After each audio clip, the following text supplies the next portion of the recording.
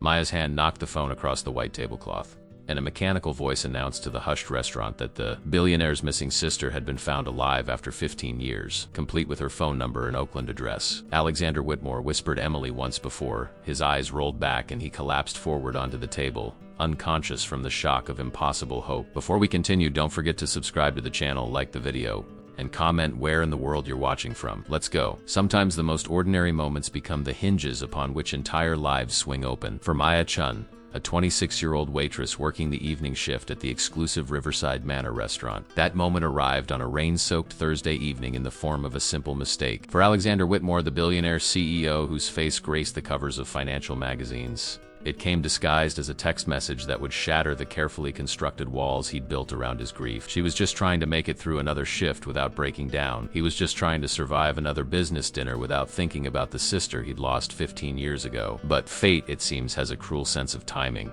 and sometimes the truth doesn't wait for permission to destroy you. The dining room of Riverside Manor was a cathedral of old money and new power. Crystal chandeliers cast warm light over tables dressed in crisp white linen, and the soft murmur of conversation mixed with the delicate clink of silverware on fine china. It was the kind of place where fortunes were made and destroyed over dessert, where deals worth millions were sealed with handshakes between the wine course and the entree. Maya had worked here for 3 years, long enough to recognize the players in this rarefied world, long enough to make herself invisible in the way good service required. She knew how to read a table, how to anticipate needs before they were spoken, how to fade into the background while remaining attentively present. It was a skill she'd honed to perfection, born from necessity rather than ambition. Tonight, her section included Table 7, a corner booth with a view of the rain-swept garden outside. The reservation had been made under the name Whitmore, and when Alexander Whitmore himself walked through the door at precisely 7 o'clock, a ripple of recognition moved through the staff. He was unmistakable, even to those who didn't follow business news. Tall and lean, with dark hair threaded with distinguished silver at the temples, he moved with the quiet confidence of a man who'd never had to prove anything to anyone. His suit was bespoke, probably Italian, and fit him like a second skin. But it was his eyes that caught Maya's attention as she approached to greet. They were a striking shade of gray, like storm clouds over the ocean, and they held a sadness so profound it made her chest ache in recognition. Maya knew that look. She saw it in her own mirror every morning. It was the look of someone carrying an unbearable weight, someone who'd learned to function while broken, who'd mastered the art of seeming whole while pieces of them remained forever scattered. Her younger brother Danny had been gone for 8 months now, lost to an overdose that Maya still couldn't fully process. She'd found him in his apartment, cold and still, and the image haunted her every waking moment. She worked herself to exhaustion to avoid thinking about it, picked up every extra shift available, anything to keep the grief at bay. So when she looked into Alexander Whitmore's eyes and saw that same haunted quality, she felt an unexpected surge of kinship with this stranger. "Good evening, sir. Welcome to Riverside Manor." Maya's voice was professionally warm, her practiced smile in place. "Your table is ready. Would you like to start with something from the bar?" Alexander Whitmore nodded, a brief economical movement. "Scotch, neat. The Macallan, if you have it." His voice was deep and measured, the voice of someone accustomed to being listened to. Maya nodded and gestured toward the corner booth. She noticed he came alone, which was unusual for business dinners at this hour. Most of their evening patrons came in groups, sealing deals or courting clients. Solitary diners at Riverside Manor were rare, and they were usually the most demanding or the most troubled, sometimes both. As she brought his scotch, she observed him more carefully. He sat with military straightness, his phone face down on the white tablecloth beside his water glass. His jaw was tight, and despite the impeccable exterior, there was a brittleness to him, like a man holding himself together through sheer force of will. She'd seen enough grief to recognize when someone was teetering on the edge. Maya set the crystal tumbler down gently. "Are you expecting anyone else this evening, or should I bring the menu for one?" "Just me," he said, his eyes fixed on the rain streaming down the window. Then, as if remembering basic courtesy, he added, "Thank you." She brought the menu, explained the specials, and left him to decide. Throughout the evening, she checked on him with perfect timing, neither hovering nor neglecting, striking that delicate balance that separated good service from great service. He ordered simply a Caesar salad, the pan-seared salmon. Nothing extravagant, despite the restaurant's reputation for elaborate presentations. He ate methodically, without enjoyment, the way someone eats when food is merely fuel rather than pleasure. His scotch glass remained mostly full, more prop than indulgence, and his phone stayed face down on the table, a small black rectangle that he glanced at periodically but never picked up. Maya recognized the behavior. He was waiting for something, or perhaps avoiding something. As the dinner service progressed, Maya found herself drawn back to table 7 more than necessary. There was something about Alexander Whitmore that called to her, some shared frequency of pain that made her want to offer comfort even though she had none to give. She was clearing his salad plate when his phone lit up with an incoming call. She saw his hand move toward it, then freeze. The name on the screen read Marcus Chun, private investigator. Alexander stared at the phone as it rang once, twice, 3 times, and then went silent. A moment later, a text message arrived. The preview was visible on the lock screen, and Maya couldn't help but see it as she reached for his water glass to refill it. The message read, "Mr. Whitmore, I have an update. This is urgent. Please call me immediately. I believe I've found a credible lead on your sister's case." Below the message was a phone number with a 415 area code. Alexander's face had gone completely white. His hand trembled as he reached for the phone, then pulled back as if it might burn him. Maya finished pouring the water and was about to step away when disaster struck. Her shoe caught on the leg of the chair and she stumbled forward slightly, her balance thrown off. In her attempt to steady herself, her elbow knocked against Alexander's phone, sending it skittering across the smooth tablecloth. Both of them reached for it simultaneously, and in the chaos of the moment, Maya's thumb accidentally hit the side button. The phone's accessibility feature activated, and a robotic voice began reading the text message aloud in the quiet dining room. Message from Marcus Chun, private investigator. "Miss Whitmore, I have an update. This is urgent. Please call me immediately. I believe I've found a credible lead on your sister's case. The number we traced is active and registered to a woman matching her age and description." The voice continued, crisp and mechanical and impossibly loud in the hushed elegance of the restaurant. "Phone number 415-550-173. Last known location, Oakland, California. M.R. Whitmore. After 15 years. I think we may have finally found Emily." The silence that followed was absolute. Every nearby table had gone quiet, the other diners staring in the direction of the commotion. Maya stood frozen, her heart hammering in her chest, the phone still in her hand as the accessibility voice finished its announcement. Looked down at Alexander Whitmore, and what she saw made her blood run cold. His face had transformed from pale to ashen, a grayish white that spoke of shock so profound it was almost medical. His eyes were wide and unseeing, fixed on nothing, and his breathing had become rapid and shallow. The hand that had been reaching for the phone now clutched at his chest, fingers digging into the expensive fabric of his shirt. "Emily," he whispered, and the name came out broken, a prayer and a curse all at once. Maya tried to hand him the phone, stammering apologies, but Alexander wasn't seeing her anymore. He was somewhere else entirely, transported by a single name to a past that had clearly never released its hold on him. "I'm so sorry, sir, I didn't mean to. The accessibility feature, I accidentally..." Maya's words tumbled over each other in her panic. She could see other staff members approaching, drawn by the disruption. The Mater D was making his way across the dining room, his expression one of professional concern masking deep alarm, but Alexander Whitmore didn't seem to hear any of it.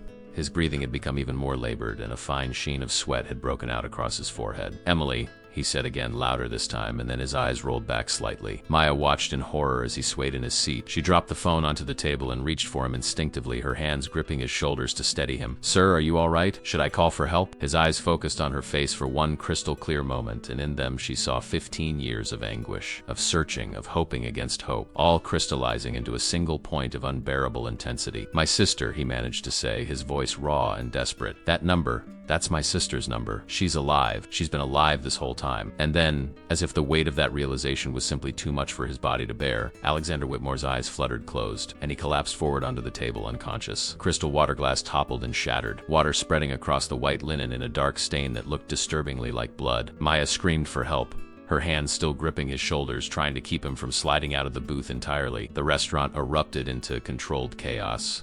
The Mater D was calling for an ambulance. Other servers were clearing nearby tables, creating space. A guest who identified himself as a doctor rushed over to check Alexander's pulse and breathing. Maya stood back, her hands shaking, watching as the medical professional loosened Alexander's tie and checked his vital signs. "He's in shock," the doctor announced. "Pulse is rapid but steady. He's breathing. We need to keep him on his side, make sure his airway stays clear." Maya felt like she was watching the scene from outside her own body. This couldn't be real. She'd just accidentally revealed the location of a missing sister, a sister who'd been gone for 15 years, sister this man had clearly never stopped searching for, and the shock of it had literally knocked him unconscious. She looked down at the phone, still lying on the table, its screen now dark. The message was gone, swallowed back into the device's privacy settings, but the damage was done. The secret was out. BROADCAS to half the dining room in a mechanical voice that had shown no mercy in its neutral delivery of earth-shattering news. Around her, Maya could hear the whispers of other diners. "Isn't that Alexander Whitmore? The CEO of Whitmore Industries? Did she say his sister? I thought his sister died years ago. This is insane. Someone's definitely getting fired." The paramedics arrived within minutes, efficient and professional, taking over from the helpful doctor. They checked Alexander's vitals, asked questions about what had happened, began preparing to transport him. Maya found herself explaining the incident to the restaurant manager, her voice shaking as she recounted how she'd stumbled, how the phone had activated, how the text message had been read aloud. The manager's face was grave, already calculating the liability, the potential lawsuit, the PR nightmare. But beneath his concern for the restaurant, Maya could see he was also genuinely worried about their high-profile customer. As the paramedics loaded Alexander Whitmore onto a stretcher, his eyes fluttered open briefly. They found Maya's face in the crowd of concerned onlookers, and for a moment they locked gazes. She expected to see anger there, blame, fury at her clumsiness that had exposed his deepest pain to a room full of strangers. But instead, what she saw was something else entirely. It was gratitude mixed with terror, hope tangled with dread. The look of a man who'd just been handed back a piece of his soul he'd thought lost forever, even as it threatened to destroy him. "Thank you," he mouthed, though no sound came out. Quote, then the paramedics wheeled him away, and Maya was left standing in the middle of the dining room, surrounded by shattered crystal and spreading water, holding the weight of a secret that wasn't hers to know. She didn't understand it yet, couldn't fully grasp what she'd just witnessed, but she knew with absolute certainty that her life and Alexander Whitmore's life had just become irreversibly entangled. The phone lay on the table where she'd left it, a Pandora's box that had been opened by the clumsiest of accidents. And somewhere in Oakland, California, a woman with a 415 number had no idea that the brother she'd left behind 15 years ago had just been given her location, or that the news had literally brought him to his knees. The rest of Maya's shift passed in a fog of mechanical movements and racing thoughts. She cleared tables, took orders, smiled at customers, all while her mind replayed the scene over and over. Alexander Whitmore's face going white, the robotic voice announcing details about a sister who'd been missing for 15 years. The way he'd whispered that name, Emily, like it was both salvation and damnation. The manager had pulled her aside after the paramedics left, his expression a mixture of concern and calculation. "Maya, I need you to understand the gravity of what happened here tonight. Mr. Whitmore is one of our most valued patrons. His company has used this restaurant for corporate events worth hundreds of thousands of dollars. If he decides to sue, if he claims his privacy was violated," Maya had nodded numbly, waiting for the inevitable termination. But instead, the manager had surprised her. "I'm not firing you. It was clearly an accident, and several witnesses confirmed that. But I need you to sign a non-disclosure agreement. What you heard tonight, what was said in that text message, it stays confidential. Do you understand?" Maya had signed the document without reading it, her hands shaking as she scrawled her signature across the bottom. The manager had watched her carefully, then said something that made her blood run cold. "Between you and me, the Whitmore family tragedy is legendary in certain circles. His sister Emily disappeared 15 years ago when she was just 17.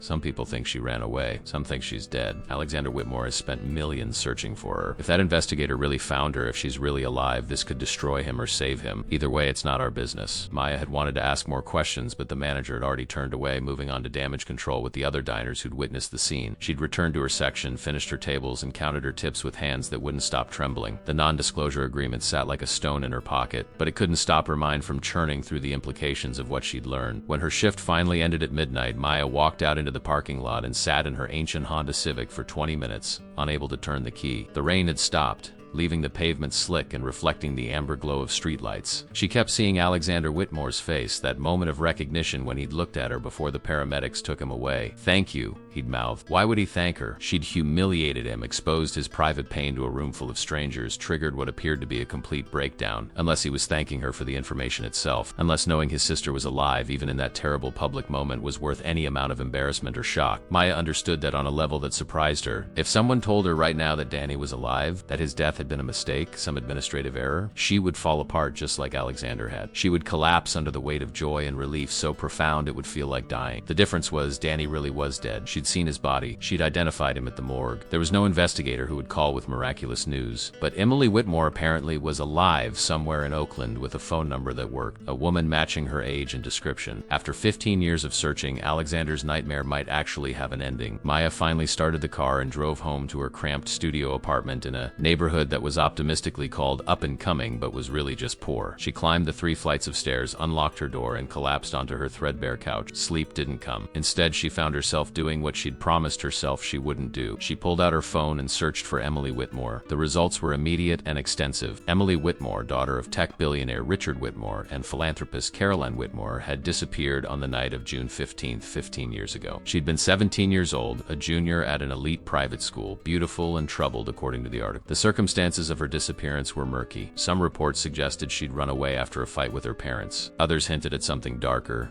possible foul play, though no evidence was ever found. Her family had offered $1 million reward for information leading to her safe return. Alexander Whitmore, then 27 and newly installed as CEO of the family company after his father's sudden death, had become the face of the search. Maya clicked through dozens of photos from the early days of the investigation. Alexander, younger but already carrying that same intensity, standing at press conferences, pleading for his sister's return. Caroline Whitmore, elegant and devastated, clutching her son's arm like he was the only thing keeping her upright. Richard Whitmore, just months before his fatal heart attack, looking 10 years older than his age, hollow-eyed with grief. The case had generated massive media attention for the first few years. There were reported sightings, false leads, cruel hoaxes from people claiming to be Emily or to know where she was. The family had followed every thread, hired multiple investigators, never given up hope publicly, even as the years stretched on and the media attention faded. Maya found an article from 5 years ago, an anniversary piece reflecting on cold cases that haunted the city. A retired detective who'd worked Emily's disappearance was quoted as saying, "The Whitmores never accepted that she might be dead. Alexander especially. He calls me every few months still, asking if there's anything new, anything I might have missed. It's admirable and heartbreaking. At some point you have to let go and grieve, but he can't or won't." Maya's chest tightened as she read those words. She understood that inability to let go. She'd felt it herself in the months since Danny died, that desperate need to go back, to change something, to find a different ending. The difference was her story was finished, the ending written in the starkest terms possible. Alexander's story had been suspended for 15 years in a purgatory of not knowing,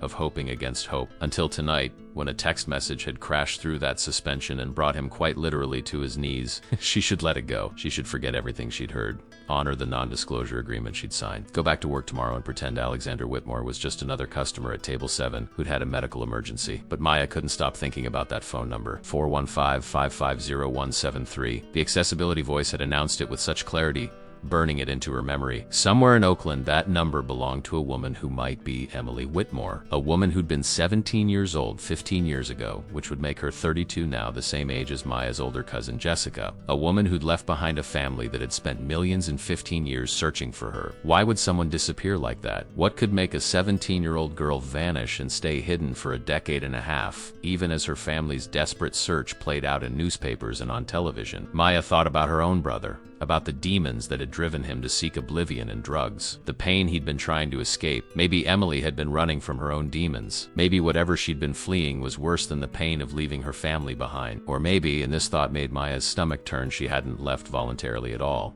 Maybe she'd been taken, held, hurt in ways too terrible to contemplate. Maybe she'd escaped and was too traumatized to come home. Maybe she had amnesia. Maybe she'd built a new life and didn't want to be found. The possibilities spiraled endlessly, each one more troubling than the last. Maya looked at the clock. It was almost 2 in the morning. She had to be back at work by 11 for the lunch shift. She should sleep, let this go, focus on her own life and her own grief. But instead, she found herself pulling up the White Pages website on her phone, typing in the number that had been burned into her memory. The search came back with a name and an address. The phone number was registered to an E. Morrison in Oakland, California. E. Morrison, not Emily Whitmore, but the initial matched. It could be her. It could be a married name or an assumed identity, or it could be a completely different person and the private investigator could be wrong. Maya stared at the address on her screen. It was in the Rockridge neighborhood of Oakland, about 40 minutes away if traffic was good. A nice area, not wealthy like the neighborhood the Whitmores lived in, but comfortable, safe, the kind of place where you could build a quiet, anonymous life. She should absolutely not go there. She should absolutely not get involved in something that was so far beyond her pay grade it was laughable. This was a family matter,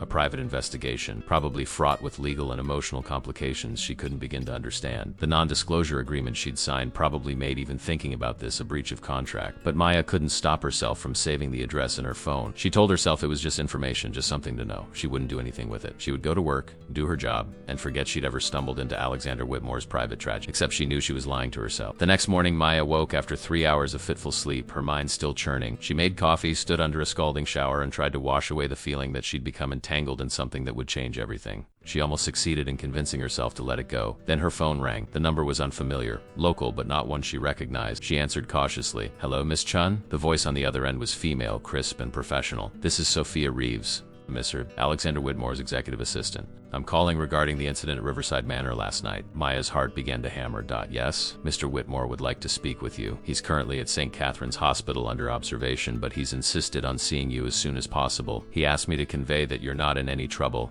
and he wants to thank you personally. Would you be able to come to the hospital this afternoon? Maya's mouth went dry. She should say no. She should maintain her distance, let this play out without her involvement. But instead she heard herself saying, I have a shift at 11, but I could come after. Would 4 o'clock work? That would be perfect, Ems. Chun, I'll let Mr. Whitmore know. And Miss Chun? Yes, he wanted me to tell you specifically that what he needs to discuss with you is important. It's about his sister. After Maya hung up, she sat on her couch staring at nothing, her coffee growing cold in her hand. She'd been pulled fully into the story now, whether she wanted to be or not. Alexander Whitmore wanted to talk to her about Emily, about the sister who'd been missing for 15 years and who might, incredibly, still be alive. Maya thought about the address saved in her phone, about the woman who might be living a quiet life in Oakland, unaware that her past was about to catch up with her. She thought about Alexander's face as he'd collapsed, the way he'd whispered his sister's name like a prayer, and she thought about her own brother, about Danny, about the guilt she carried for not saving him when maybe, just maybe, she could have. If there was any chance she could help reunite Alexander with his sister, help them find the ending her own family would never have, how could she say no? She couldn't. It was that simple and that complicated. At 4 o'clock, she would go to St. Catherine's Hospital, and she would walk into whatever came next with her eyes open and her heart raw. Because sometimes the only way to honor the dead is to help save the living, and sometimes a waitress who makes a terrible mistake gets a chance at redemption she never expected. Maya finished her cold coffee, got dressed, and headed to work, knowing everything was about to change. St. Catherine's Hospital rose above the city like a monument to suffering and healing, its glass and steel facade reflecting the afternoon sun in blinding fragments. Maya stood in the visitor parking lot for a full 5 minutes after turning off her car, trying to steady her breathing. She'd changed after her shift into the only decent clothes she owned, a simple black dress and a cardigan that had seen better days. She felt absurdly underdressed for a meeting with a billionaire, even one currently confined to a hospital bed. The lobby was all marble and hushed efficiency, the kind of place where even whispers seemed too loud. Maya approached the information desk, gave Alexander Whitmore's name, and was directed to the executive wing on the 8th floor. Of course, there was an executive wing. She supposed when you were rich enough, even your hospital stays came with upgraded accommodations. The elevator ride felt endless, her reflection in the polished doors showing a woman who looked younger than her 26 years. Dark circles under her eyes betraying her sleepless night. When the doors opened, she was greeted by a woman in her 40s wearing a perfectly tailored navy suit, her dark hair pulled back in a severe bun. Ems. Chun, I'm Sophia Reeves. Thank you for coming. The executive assistant's handshake was firm and brief. Mr. Whitmore is in room 812. I should warn you, he's been quite agitated since he regained consciousness.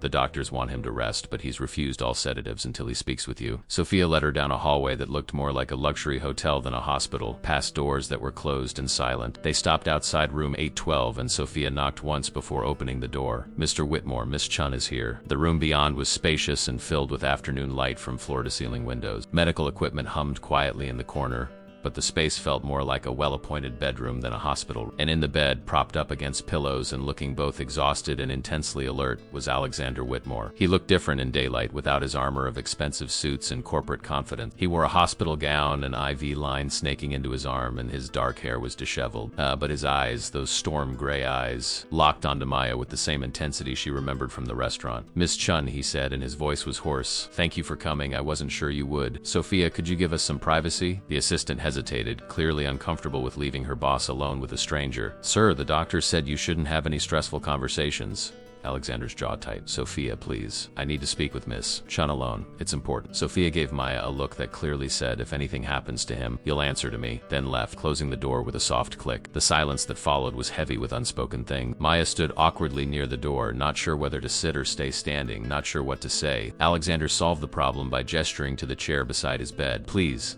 Sit. You must think I'm insane, collapsing like that. It was quite a scene. Maya moved to the chair and sat, her hands folded in her lap. I'm so sorry about what happened. The phone, the accessibility feature, I never meant to, I know. Alexander interrupted, his voice gentle. Sophia got the full story from the restaurant manager. It was an accident. A terrible, perfect accident. He paused, his fingers picking at the edge of the hospital blanket. Or maybe it was fate. I'm not sure I believe in fate anymore. But if I did, last night would be a compelling argument. Maya didn't know what to say to that. She waited, letting him gather his thoughts. When he spoke again, his voice was thick with emotion barely held in check. For 15 years, I've been searching for my sister. 15 years of dead ends, false leads, people who claim to have seen her or to know what happened. I've spent millions of dollars hiring investigators, following tips that led nowhere. I've kept her case alive with law enforcement, with the media, with anyone who would listen. And in all that time, I never gave up hope, but I also never truly believed I'd find her. Hope became more of a ritual than a reality, a thing I did to keep moving forward, to keep from falling apart. He looked at Maya directly and she saw tears shining in his eyes. Then last night, that text message. Marcus Chun is the 7th private investigator I've hired in the past 3 years. I was beginning to think he was just another dead end, another person taking my money and feeding me false hope. But the number he found, it's registered to a woman, and everything in me is screaming that it's her, that Emily is alive and has been alive this whole time. The way he said his sister's name with such naked longing and pain made Maya's chest constrict. She understood that feeling, that desperate need for impossible things. I can't imagine what you've been through, she said quietly. Actually, Alexander said, surprising her, I think maybe you can. Sophia did a background check on you. Nothing invasive, just public records. I know about your brother. I know he died 8 months ago. I'm very sorry for your loss. Maya stiffened, feeling exposed. That was different. Danny's gone. He's not coming back. Alexander nodded slowly. You're right, and I'm sorry for bringing it up, but you understand grief, Miss Chun. You understand what it's like to lose someone and have it hollow you out. The difference is you have certainty. You have closure, as terrible as that is. I've been living in limbo for 15 years, not knowing if Emily is dead or alive, if she ran away or was taken, if she thinks about us or if she's forgotten we exist. That kind of uncertainty. It's its own special kind of torture. Maya saw the truth of it written on his face, and the lines around his eyes that spoke of years of sleepless nights and endless searching. What happened the night she disappeared, she asked. If you don't mind me asking. Alexander was quiet for a long moment, his gaze distant, seeing a night 15 years in the past. We had a fight. God, that sounds so cliche, doesn't it? But it's true. Emily and I were close growing up, only 5 years apart. But when our father died suddenly when I was 25, everything changed. I had to take over the company, had to grow up overnight. I became obsessed with proving I could do it, that I wasn't just a kid who'd inherited something I couldn't handle. I worked 18-hour days, barely came home. Emily was just 12 then, and she needed her big brother. But I wasn't there.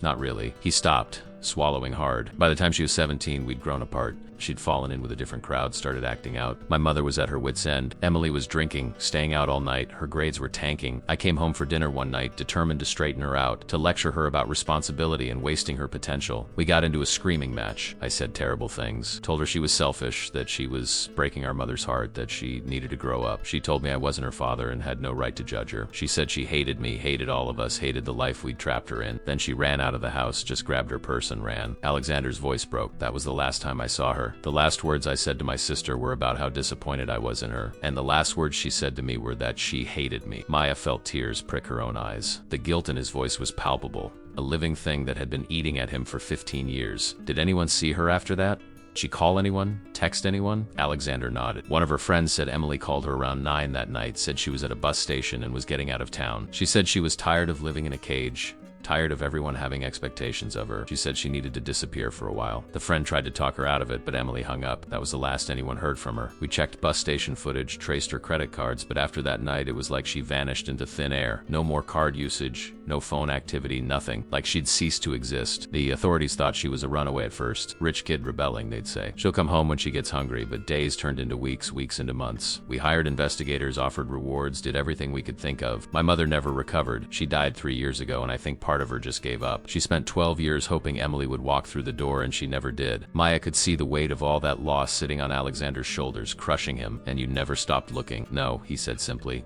I couldn't. She's my sister. She's out there somewhere, and whether she wants to see me or not, whether she still hates me or not, I need to know she's okay. I need to tell her I'm sorry. I need to bring her home, or at least know that she's safe and has chosen not to come home. I just need to know. That's why that text message last night, as humiliating as that moment was, it was also the most hope I've felt in years. Marcus found something real. A phone number, a name, an address. After all this time, I might actually find her. Maya took a deep breath, knowing what she was about to say would cross a line she couldn't uncross. I know the address. Alexander's head snapped up. What? The text message, when it was read aloud, it included the phone number. I remembered it. I looked it up. She felt heat rise in her cheeks. I know I shouldn't have. I know it's none of my business, but I couldn't help myself. The number is registered to an E. Morrison in Oakland. Rockridge neighborhood. Alexander stared at her, something between shock and relief flooding his features. You found her address? Maya, I don't know what to say. I know it's probably nothing, Maya said quickly. It could be the wrong person. Marcus might be wrong, but it's something.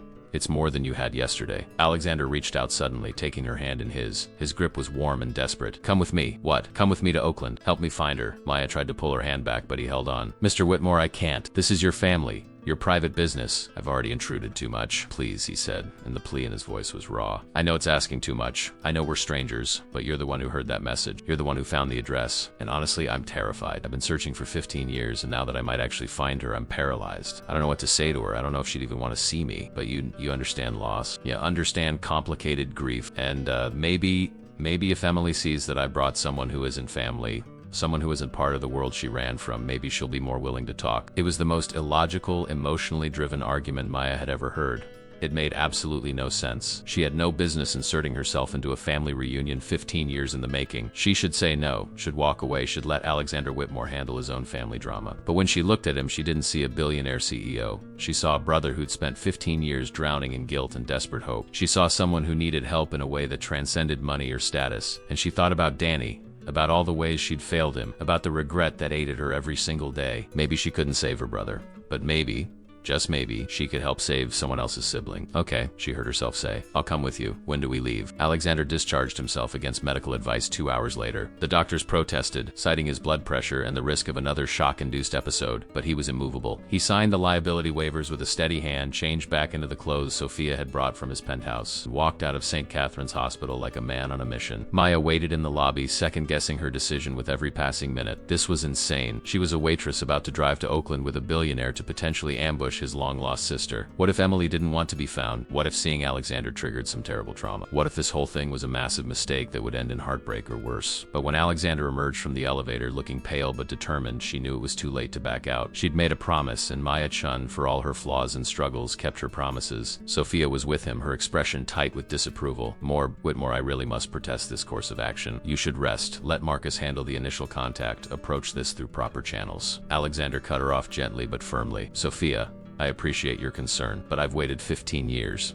I'm not waiting another day. He turned to Maya. Are you ready? Maya nodded, even though she wasn't ready at all. As ready as I'll ever be. Then let's go, Alexander said. And there was a finality in his voice that suggested he'd made peace with whatever was about to happen. They took Alexander's car, a sleek black Mercedes that probably cost more than Maya would make in 5 years. She'd offered to drive her ancient Honda, but one look at Alexander's face told her he needed something familiar, something he could control. He took the driver's seat and Maya settled into the passenger side, the leather so soft it felt like sitting on a cloud. Sophia stood in the hospital parking lot watching them leave, her phone already pressed to her ear, probably calling lawyers or security or someone to clean up whatever mess was about to unfold. The drive to Oakland was 43 minutes according to the GPS. 43 minutes of heavy silence broken only by the soft hum of the engine and the muted sounds of traffic. Maya watched the city slide past her window, the familiar landscape gradually giving way to the approach to the Bay Bridge. She could feel the tension radiating off Alexander, his hands gripping the steering wheel just a little too tightly, his jaw working as if he were having a conversation with himself. Finally, she couldn't take the silence anymore. Tell me about Emily, not about the disappearance. Tell me who she was before. Alexander glanced at her, surprised by the question. Then his expression softened, and a small, sad smile touched his lips.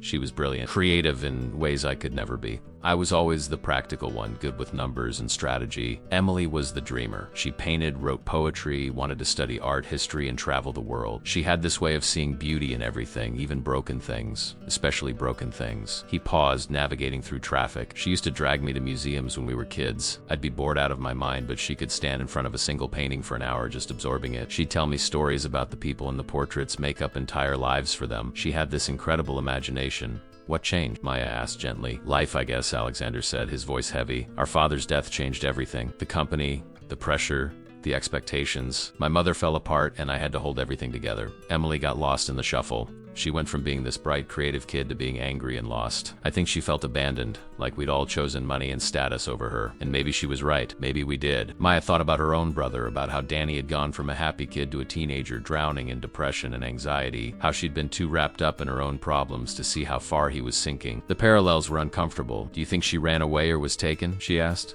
voicing the question that had been nagging at her since she'd read about the case. I've asked myself that a million times, Alexander admitted. The official investigation leaned toward runaway. She'd talked about wanting to escape. She took her purse and ID. She made that call to her friend. All signs pointed to voluntary departure, but there were inconsistencies. She didn't take much money, didn't pack clothes, didn't access her bank accounts after that night. If she was planning to run away and stay gone, she didn't plan it very well. Or, Maya said slowly, something happened after she left that she didn't plan for. Maybe she did run away, but then something went wrong. Exactly, Alexander said, his knuckles whitening on the steering wheel. That's what's kept me up at night for 15 years. the not knowing. Did she build a new life somewhere? Did someone hurt her? Is she okay? Is she happy? Does she think about us? And the worst question, the one he didn't voice but Maya could see written all over his face. Does she hate me for not protecting her, for failing her when she needed me most? They crossed the Bay Bridge in silence, the water stretching out beneath them gray and endless. Maya watched the Oakland skyline approach, and her stomach twisted into knots. In less than half an hour, they might be face to face with Emily Whitmore, a woman who'd been presumed lost for 15 years. What would that reunion look like? Would there be tears, embraces, explanations, or would there be anger, resentment, doors slammed in their faces? Maya had no idea, and judging by the barely controlled panic in Alexander's breathing, neither did he. The GPS guided them off the highway and into the Rockridge neighborhood. It was pleasant and tree-lined, the kind of area where young families lived alongside older residents who'd been there for decades. Nice houses with well-kept yards, coffee shops on corners, people walking dogs. It looked normal, peaceful, the last place you'd expect to find someone who'd been running from their past for 15 years. The GPS announced they'd arrived at their destination. Alexander pulled over to the curb and killed the engine. They sat there staring at the house in front of them. It was a small craftsman-style home, painted a soft blue with white trim. The front yard was modest but cared for, with a few flowering bushes and a wooden porch with 2 chairs. There was a car in the driveway, a practical Honda sedan, and lights on inside the house even though it was only late afternoon. Someone was home. "That's it," Alexander whispered, his voice hoarse. "That's where she might be." Maya looked at him and saw that he was trembling. The confidence, the commanding presence that had defined him at the restaurant and even at the hospital had evaporated. In this moment, he wasn't a billionaire CEO. He was just a terrified man about to face the ghost that had haunted him for 15 years. "What if she doesn't want to see me?" he asked, and his voice cracked. "What if she's built a life here and I'm just an unwelcome reminder of everything she ran from?" "Then we'll respect that," Maya said firmly. "We'll tell her you're sorry, that you've been looking for her, that you just need to know she's okay. And if she asks us to leave, we'll leave. But Alexander,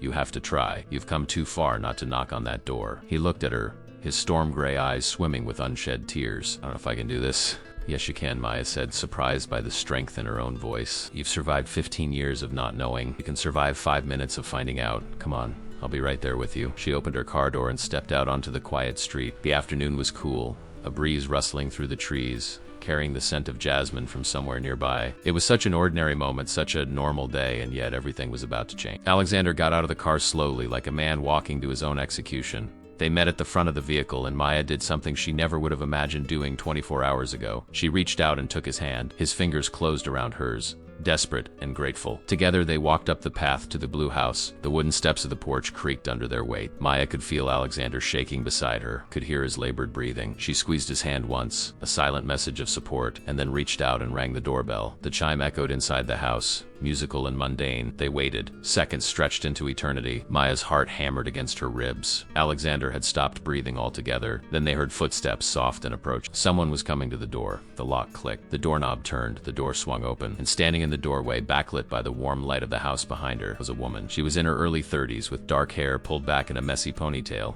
wearing jeans and an oversized sweater. She had a coffee mug in one hand and reading glasses perched on her head. She looked comfortable, settled, like someone who belonged exactly where she was. Her face was pretty in an understated way, with delicate features and eyes that were a striking shade of green. Those eyes landed on them with polite curiosity, the expression of someone expecting a delivery or maybe a neighbor stopping by. "Can I help you?" she asked, her voice pleasant and completely unsuspecting. Alexander made a sound, a choked gasp that was half sob, half prayer. His hand squeezed Maya so tightly it hurt. The woman's eyes moved from Maya to Alexander, and something in her expression shifted. The polite curiosity faded, replaced by confusion, then recognition, then something that looked like pure terror. The coffee mug slipped from her fingers and shattered on the porch, sending shards of ceramic and hot liquid everywhere. "No," she whispered, her face draining of all color. "No, no, no, this can't be happening. You can't be here. How did you find me?" Alexander's voice, when he finally found it, was barely audible, broken and raw with 15 years of pain. "Emily, the woman, E. Morrison of Oakland, California, whose phone number had been traced by a private investigator and accidentally broadcast in a high-end restaurant, whose disappearance had haunted a family for 15 years and cost millions of dollars in futile search, whose last words to her brother had been that she hated him, stood frozen in her doorway. Tears were streaming down her face and her whole body was shaking. "I'm sorry," she whispered. "Alex, I'm so sorry. I never meant I couldn't. You weren't supposed to find me." And just like that, Maya knew. This wasn't a story of kidnapping or amnesia or inability to come home. Emily Whitmore had chosen to disappear. She had stayed hidden deliberately for 15 years, and whatever her reasons were, They were about to shatter her brother all over again. For a moment, nobody moved. The three of them stood frozen in a tableau of shock and grief, the shattered coffee mug at their feet like the fragments of 15 years of lies. Emily's tears fell silently, tracking down her cheeks and dripping off her chin. Alexander looked like he might collapse again, his face cycling through emotions too quickly to name. Joy, relief, confusion, hurt, anger, all of it warring for dominance. Maya stood between them, still holding Alexander's hand, feeling like an intruder in a moment too private, too raw for witnesses. "I should go," Maya whispered, trying to extract her hand from Alexander's grip, but he held on tighter, his lifeline in a moment that threatened to drown him. "Please stay," he managed to say, his eyes never leaving his sister's face. "Please." Emily seemed to notice Maya for the first time, her green eyes focusing on the stranger standing beside her brother. "Who is she? Why did you bring someone?" Alexander started, then stopped, seeming to realize he had no good answer. "This is Maya Chun. She's the one who, she helped me find you." Emily's expression hardened, some of the shock burning away to reveal anger underneath. "You had me investigated." "Of course you did. You couldn't just let me go, could you? You had to keep searching, keep trying to drag me back." "For 15 years, Emily," Alexander said, and his voice broke on her name. 15 years I've been looking for you. Mom died thinking you were dead. Do you have any idea what that did to her? What it did to me?" Emily flinched like she'd been struck. "Don't you dare," she hissed. "Don't you dare put that on me. Mom's death isn't my fault. None of this is my fault. Then whose fault is it?" Alexander shot back, and suddenly the dam of emotion he'd been holding back broke. "You disappeared, Emily. You vanished without a trace. You let us think you were dead or kidnapped or God knows what. We spent millions looking for you. I spent every single day of the last 15 years wondering if you were alive, if you were hurt, if you were thinking about us at all. And now I find you living in Oakland under a fake name like we're something you needed to hide from." The argument was escalating, voices rising, 15 years of pain and betrayal spilling out onto a stranger's porch. Maya saw curtains twitching in the house next door, neighbors drawn by the commotion. This was going to spiral out of control if someone didn't intervene. "Stop," Maya said loudly, surprising herself and both of them. "Just stop. Both of you need to calm down." Emily's eyes snapped to her. "You don't get to tell me what to do. You don't know anything about this situation." "You're right," Maya said, meeting her gaze steadily. "I don't know anything, but I know that having this conversation on your front porch where your neighbors can hear every word is a bad idea. And I know that you both need to sit down and actually talk instead of just screaming accusations at each other." Emily stood there, chest heaving, looking like she wanted to slam the door in their faces. But something in Maya's words, or maybe just the exhaustion of keeping this secret for so long, made her shoulders sag. "Fine," she said, her voice hollow. "Come inside. But you," she pointed at Maya, "you don't say another word. This is between me and my brother." Maya nodded, understanding her place. Emily stepped back and Alexander followed her into the house, his hand finally releasing Maya's as he crossed the threshold into his sister's hidden life. Maya came last, closing the door behind them and trying to make herself as invisible as possible. The interior of the house was cozy and lived in. Books lined shelves in the living room. Art supplies were scattered across a desk near the window, and photographs covered the walls. But Maya noticed immediately that none of the photographs included Emily or anyone who might be family. They were all landscapes, architecture, abstract shots of light and shadow. It was the home of someone who existed only in the present with no visible past. Emily led them to a small kitchen table and sat down heavily, her head in her hands. Alexander sat across from her, and Maya took a seat slightly apart, making herself small, a witness rather than a participant. The silence stretched, painful and thick. Finally, Alexander spoke. "Why?" The single word contained multitudes of questions. "Why did you leave? Why did you stay gone? Why did you let us suffer? Why didn't you call? Why did you abandon us?" Emily raised her head, and the look on her face was one of such profound anguish that Maya's breath caught. "Because staying would have killed me," she said simply. "The life you wanted for me, the expectations, the pressure, the endless scrutiny of being a Whitmore, it was suffocating me. I was 17 years old and I couldn't breathe." Alexander shook his head. "So you ran away?" "People have family problems, Emily. People have fights with their parents. They don't disappear for 15 years. You don't understand," Emily said, her voice rising. "It wasn't just a fight, Alex. It was everything. After Dad died, Mom fell apart and you became this stranger, this corporate robot who cared more about stock prices than his own family. And I was expected to just smile and go to my fancy school and pretend like our whole world hadn't imploded. I was drowning and nobody even noticed." "I noticed," Alexander said quietly. "I knew you were struggling. That's why I tried to talk to you that night." Emily laughed, a bitter sound. "You didn't try to talk to me. You lectured me. You told me I was selfish and irresponsible. You told me I was breaking Mom's heart. You made me feel like I was the problem. Like if I could just get my act together, everything would be fine. But I wasn't the problem, Alex. The family was the problem. The money, the name, the expectations, all of it. I couldn't be Emily Whitmore, so I became Emily Morrison. I let that girl die so I could finally live." The words hung in the air, brutal in their honesty. Alexander looked like he'd been gutted. "Mom thought you were dead," he whispered. "She spent 12 years hoping you'd come home. She died believing you were gone." Emily's face crumpled, fresh tears spilling over. "Do you think I don't know that?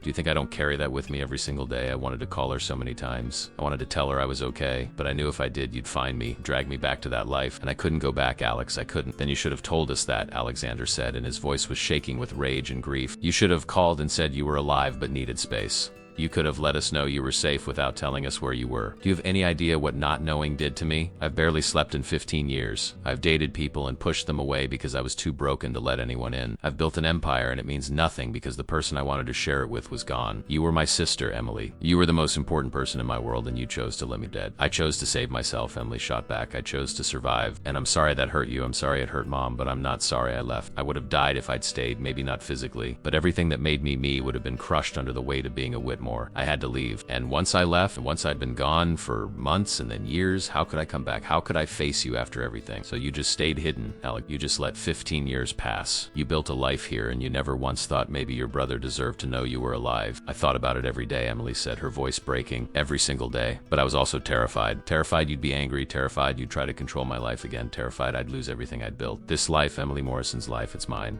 It's quiet and simple, and nobody expects anything from me except what I choose to give. I paint, I work at a community arts center teaching kids. I have friends who don't care about my last name or my bank account. I'm happy, Alex. For the first time in my life, I'm actually happy, and I was afraid that letting you find me would destroy that. The confessions settled over them like ash. Maya sat silent, watching these two broken people try to bridge a canyon of hurt and misunderstanding. She could see both sides so clearly it made her chest ache. Emily, who'd been drowning under expectations and had chosen to save herself the only way she knew how, and Alexander, who'd lost his sister and had spent 15 years in a prison of not knowing, unable to grieve or move forward. Both of them were right. Both of them were wrong, and the tragedy was that neither of them could see past their own pain to understand the others. Alexander stood up abruptly, his chair scraping against the floor. He walked to the kitchen window and stared out at the backyard, his shoulders rigid. I don't know what to do with this, he said finally.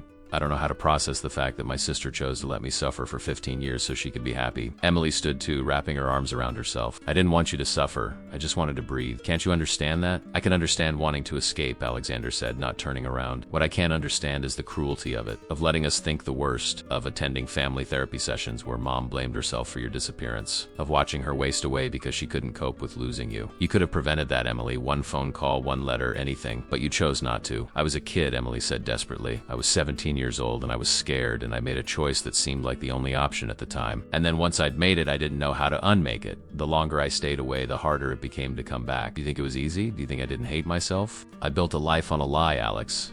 Everyone here knows me as Emily Morrison, an orphan from the East Coast who moved here for a fresh start. I've had to lie to every person I've ever gotten close to. I've had to watch from afar as our family fell apart. I've had to live with the guilt of what I did, but I couldn't come back. I just couldn't. Alexander finally turned to face her. So what happens now?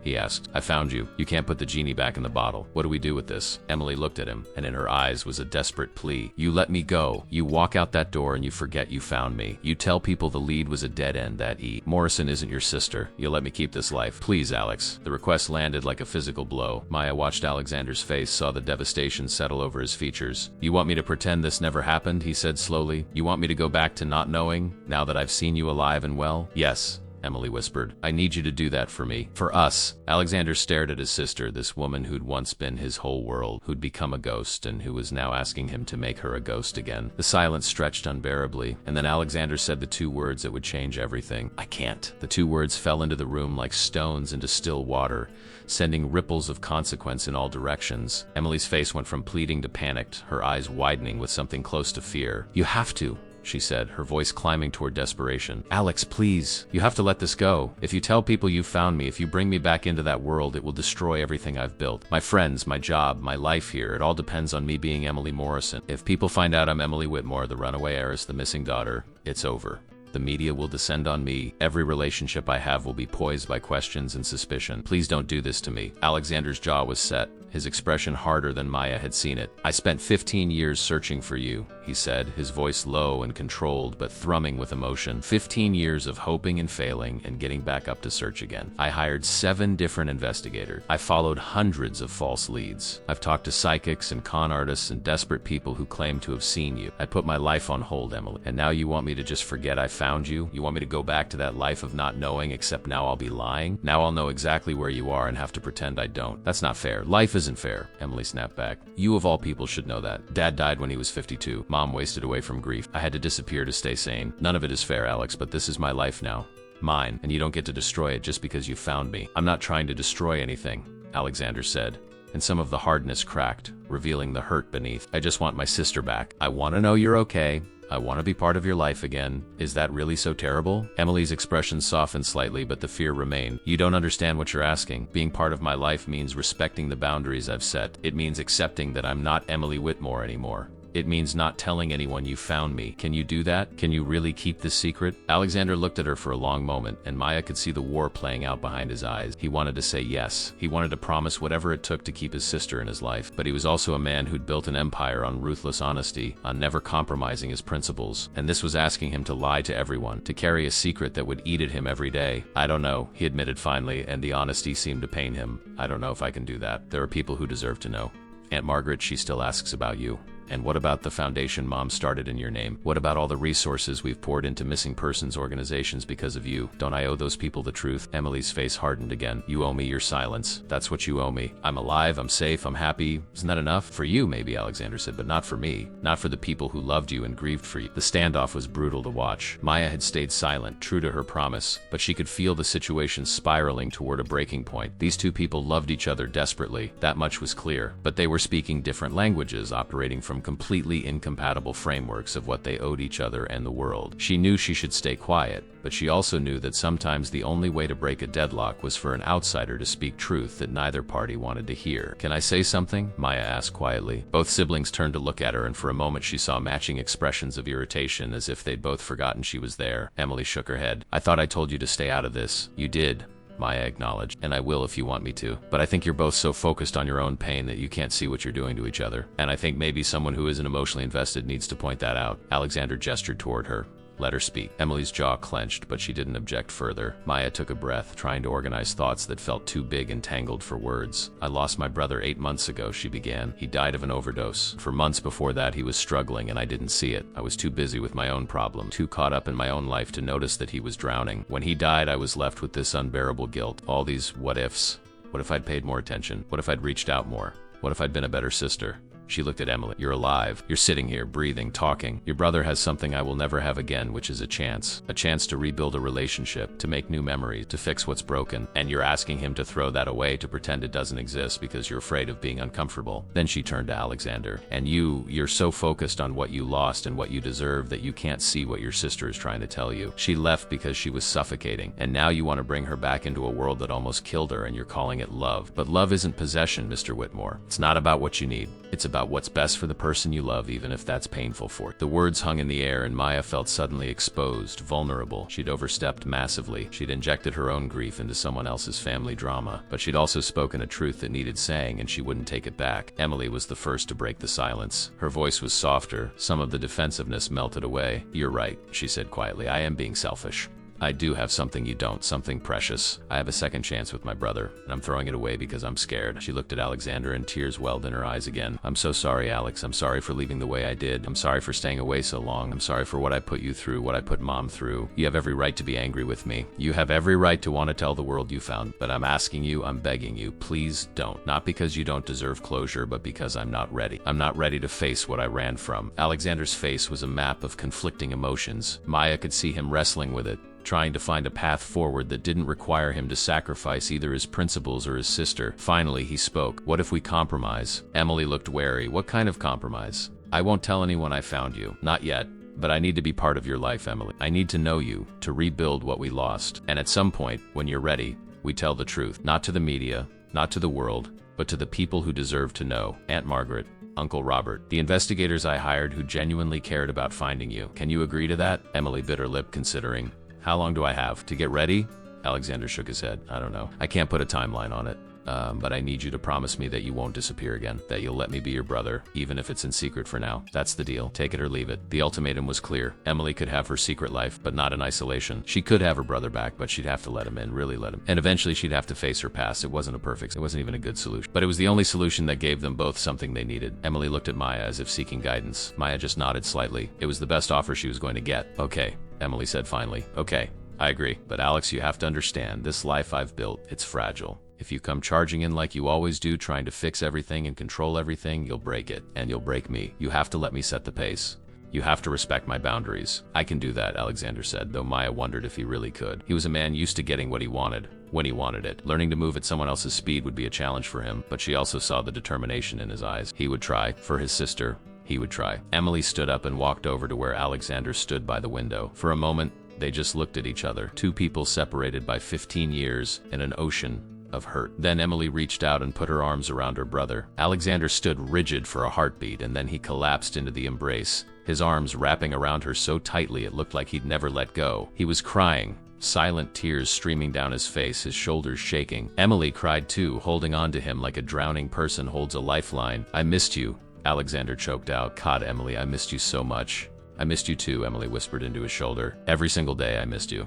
Maya turned away, giving them privacy in their reunion. She walked into the living room, her own eyes wet with tears she couldn't quite explain. This wasn't her family, wasn't her pain, but somehow it had become tangled with her own grief, her own regrets about Danny. Watching Alexander and Emily find their way back to each other was both beautiful and agonizing. It showed her what was possible when you had a second chance, and it showed her everything she'd lost. She was studying the photographs on Emily's wall, abstract shots of light filtering through trees, when she heard footsteps behind her. She turned to find Emily standing there, wiping her eyes with the sleeve of her sweater. Thank you, Emily said simply. For what? Maya asked. For what you said about second chances. You were right. I was so focused on protecting what I'd built that I couldn't see what I was throwing away. Emily glanced back toward the kitchen where Alexander was composing himself. He's different than I remembered. Harder, but also more, I don't know, more real maybe. 15 years will do that to a person, Maya said. Loss changes people. Emily studied her for a moment. Your brother, the one who died, were you close? Maya shook her head. Not as close as we should have been. I was too wrapped up in my own problems to see he was struggling. By the time I realized how bad things were, it was too late. Emily's expression was understanding. That's part of why I left, you know. I could see Alex drowning in the company and the pressure. I could see Mom falling apart, and I felt invisible. Like my pain didn't matter because everyone else's was louder, so I made myself actually invisible. It was the most monumentally stupid thing I've ever done, but at 17, it made sense. At 17, running away always makes sense, Maya said with a sad smile. It's having to live with the consequences of running that's the hard part. Emily nodded. I'm terrified, she admitted. Terrified of letting him back in, terrified of what happens when people find out, terrified that I'll lose everything I've built here. But I'm more terrified of sending him away and spending the rest of my life wondering what if I'd been brave enough to try. Alexander appeared in the doorway, looking drained but more peaceful than he had since Maya met him. His eyes were red-rimmed, but the desperate, haunted quality was gone. In its place was something softer, more hopeful. We should probably go, he said, looking at Maya. It's getting late, and I think Emily and I both need some time to process all this. Emily nodded. But you'll come back? Tomorrow, maybe? We could get coffee, talk more, somewhere neutral. I'd like that, Alexander said. He reached into his pocket and pulled out a business card, writing on the back. This is my personal cell number. Call me tonight when you're ready, even if it's just to say hi. I need to know you're real, that this isn't just a dream. Emily took the card, holding it like it was precious. I will, I promise. At the door, there was an awkward moment of not knowing how to say goodbye. Do you hug? Shake hands? Pretend the last 15 years didn't happen? Finally, Emily just stepped forward and hugged her brother again, quick and fierce. I'm sorry, she whispered one more time. I know, Alexander said. Me too. Then Maya and Alexander were walking back to his car, the evening air cool on their faces. Maya felt wrung out, emotionally exhausted, like she'd run a marathon. Alexander was quiet, processing everything that had just happened. When they reached the car, he turned to Maya. Thank you for coming with me. Thank you for saying what you said in there. I don't think either of us would have gotten anywhere without you. Maya shrugged. I just told you both what I wish someone had told me and my brother before it was too late. Sometimes an outside perspective helps. They drove back toward the city in comfortable silence, each lost in their own thoughts. The sun was setting, painting the sky in shades of orange and pink, and Maya watched the light change, thinking about second chances and lost sibling, and the strange ways life could take you from serving coffee in a restaurant to witnessing a miracle in a stranger's kitchen. She didn't know what would happen next. She didn't know if Emily and Alexander would successfully rebuild their relationship, or if the weight of 15 years would be too much to overcome. But for the first time in 8 months, Maya felt something other than grief. She felt hope, and maybe, just maybe, that was enough. The next 3 weeks passed in a strange new rhythm that felt both fragile and precious. Alexander made the drive to Oakland 5 times. Each visit carefully negotiated by text messages that he saved and reread obsessive. Coffee on neutral ground became lunch at quiet restaurants, became dinner at Emily's house where she cooked pasta, and they talked about everything except the 15 years between them. They were learning each other again. These two people who'd once known everything about each other and now had to start from scratch. Maya watched it unfold from the periphery, receiving updates from Alexander and late-night phone calls that had become a surprising constant in her life. He would call after visiting Emily, his voice raw with emotion, needing to process what they'd talked about, what they'd avoided talking about. how it felt to have his sister back, but not really back, not completely. Maya listened, offered perspective when asked, and tried to ignore the way her heart had started to do complicated things whenever his name appeared on her phone screen. She told herself it was just empathy, just the shared experience of grief creating a false sense of intimacy. She told herself a lot of things that weren't quite true. On a Thursday evening, 3 weeks after the reunion, Maya was finishing her shift at Riverside Manor when her phone buzzed with a text from Alexander. "Can you come to my office tomorrow morning? There's something I need to discuss with you, something important." Maya's stomach dropped. This was it. He was going to thank her for her help and cut ties. It made sense. She'd served her purpose, helped him find his sister, and now he was moving on with his life. She didn't belong in the world of Alexander Whitmore. She'd always known that. She texted back a simple yes and tried not to think about how much it would hurt to lose this strange friendship they'd developed. The next morning, Maya took the elevator to the 80th floor of the Whitmore Industries building, gleaming tower of glass and ambition that dominated the downtown skyline. The receptionist was expecting her, ushering her through security with an efficiency that suggested Alexander had made very clear she was to be treated well. Sophia Reeves met her at the elevator bank, her expression as coolly professional as ever. "Miss Chun, thank you for coming. Mr. Whitmore is waiting for you in his office." She led Maya down a corridor lined with abstract art and through a set of massive double doors into an office that was more like a cathedral to success. Floor-to-ceiling windows offered a panoramic view of the city. The furniture was sleek and modern, everything carefully curated to project power and confidence. And behind a desk the size of Maya's entire studio apartment sat Alexander, looking more like the billionaire CEO she'd first encountered than the broken man who'd collapsed in her section 3 weeks ago. He stood when she entered, and Maya saw something in his face that wasn't the cool dismissal she'd been expecting. He looked nervous. "Good morning, Maya. Please sit down." He gestured to a seating area near the windows, 2 leather chairs and a coffee table that probably cost more than her car. "Can I get you anything? Coffee?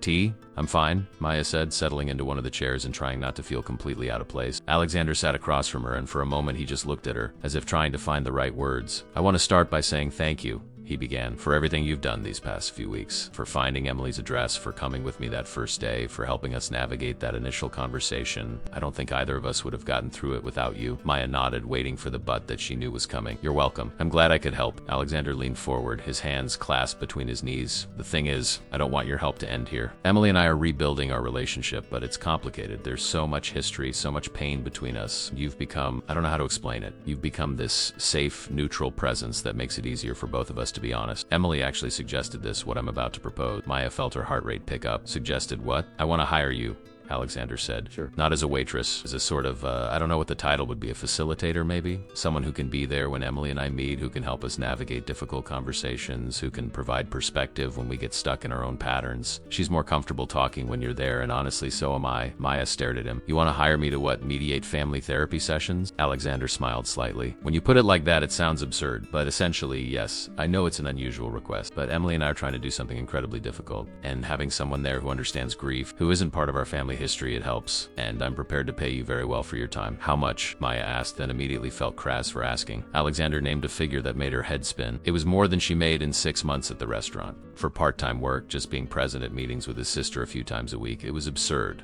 It was too much. It was also, she realized with a sinking feeling, exactly what she needed. Her mother's medical bills from before she'd passed last year were still crushing her. The rent on her tiny apartment kept going up. She was drowning financially, picking up every shift she could and still barely staying afloat. "I don't know," Maya said slowly. "It feels wrong somehow, taking money to be part of something so personal." Alexander's expression was earnest. "You wouldn't be taking money for nothing. You'd be providing a valuable service. And honestly, it's not just about Emily and me. Having you there talking to you, it's helped me process my own grief in ways I haven't been able to in years. You understand loss in a way most people don't. That perspective is worth far more than what I'm offering to pay you." Maya wanted to say no. Every instinct told her this was crossing too many lines, that accepting money would change the dynamic in ways she couldn't predict. But she also thought about the stack of bills on her kitchen counter, about the calls from debt collectors she'd been ignoring, about the fear that kept her awake at night that she'd end up home. And she thought about Alexander and Emily, 2 people trying to heal something that had been broken for 15 years. If she could help with that, if she could use her own pain to ease someone else's, wasn't that worth something? "Okay," Maya said finally. "I'll do it, but on one condition."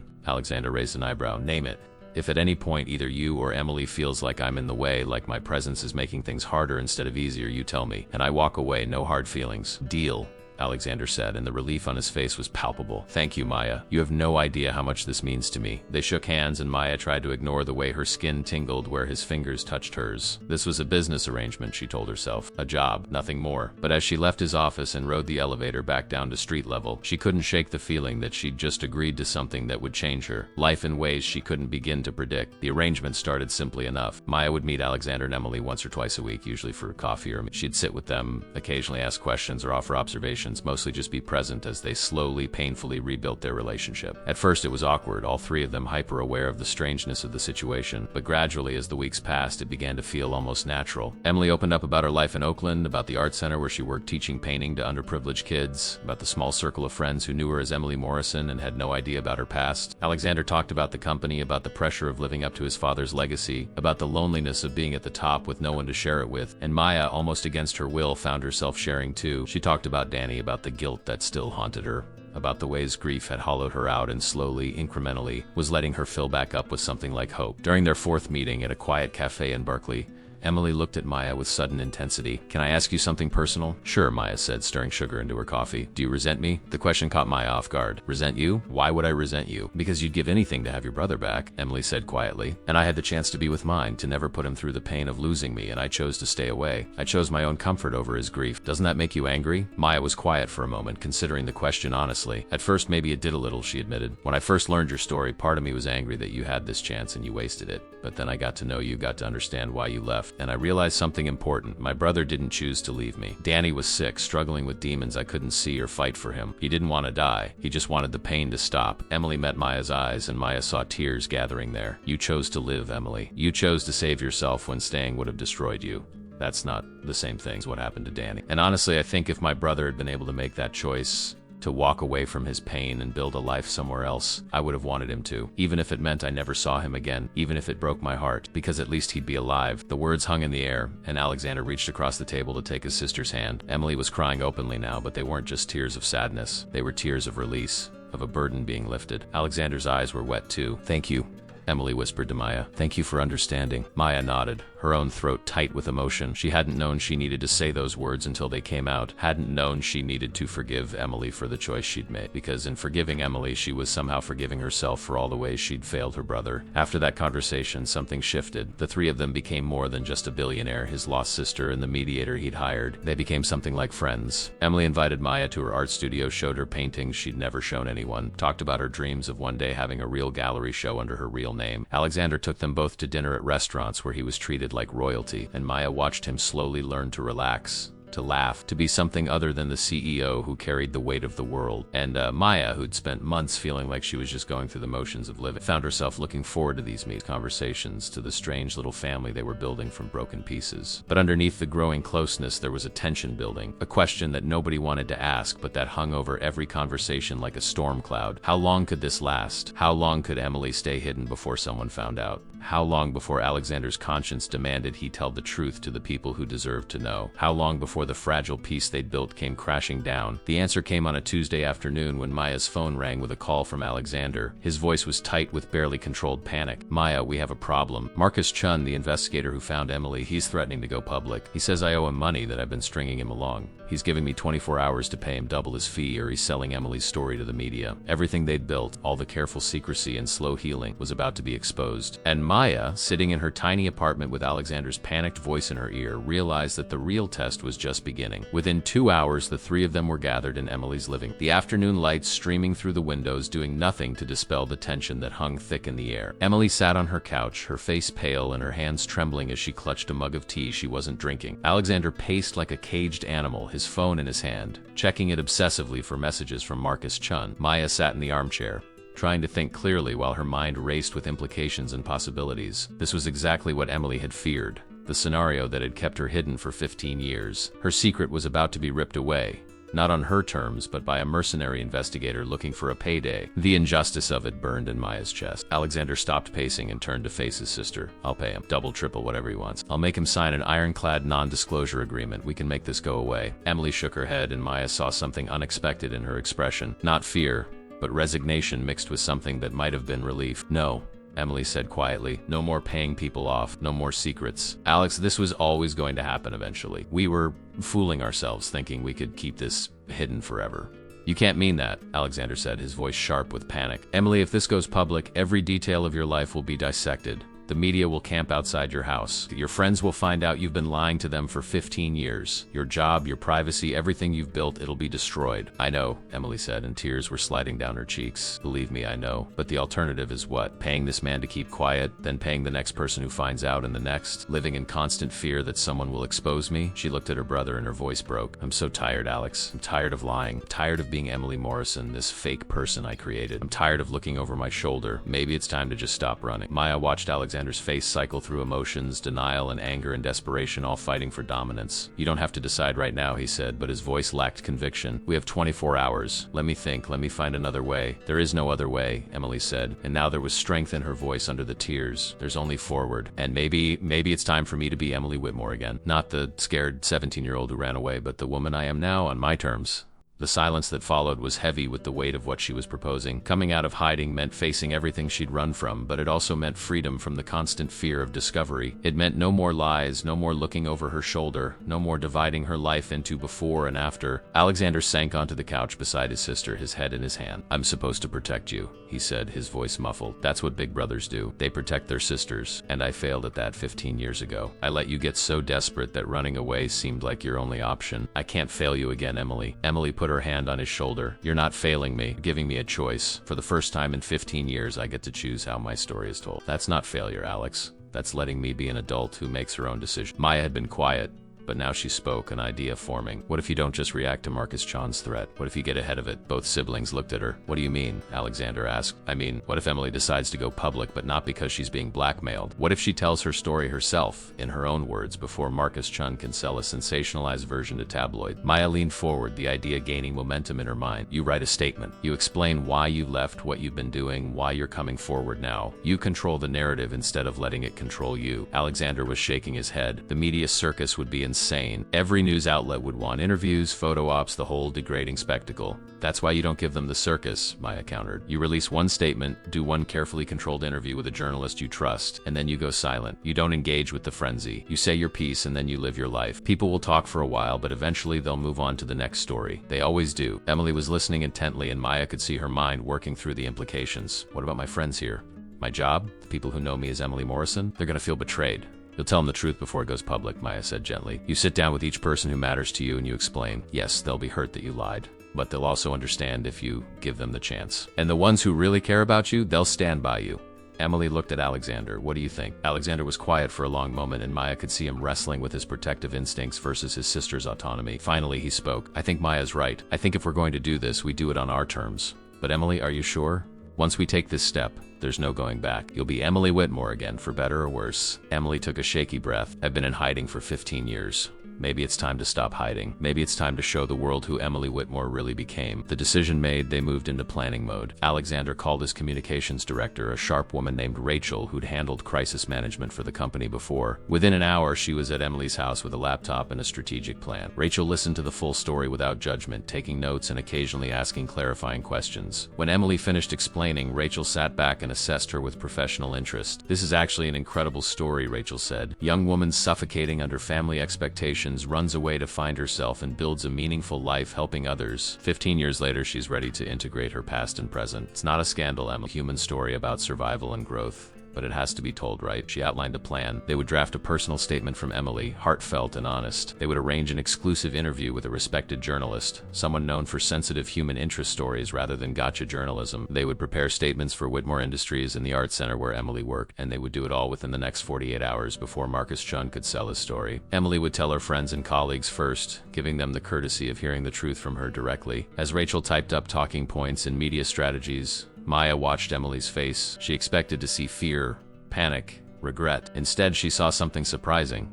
Determination, and maybe underneath it all, relief. That evening, after Rachel left with a plan and a timeline, the three of them sat in Emily's backyard as the sun set. Alexander had ordered Chinese food, and they ate from cartons in comfortable silence, the weight of what was coming hanging over them but not crushing. Not yet. I need to tell you both something, Emily said, setting down her barely touched food. Maya and Alexander looked at her. Over the past 3 weeks, getting to know you again, Alex, and getting to know you, Maya, it's reminded me of something I'd forgotten. I forgot that connection with other people, real, honest connection, is worth the risk of being vulnerable. I built this safe little life here and it was good. It saved me, but it was also lonely in ways I didn't want to admit. She looked at her brother. I've missed you every single day for 15 years. I told myself I was better off alone, better off free from family expectations. But the truth is, I wasn't free. I was just isolated. And isolation isn't the same thing as independence. Alexander's eyes were wet. I've missed you too.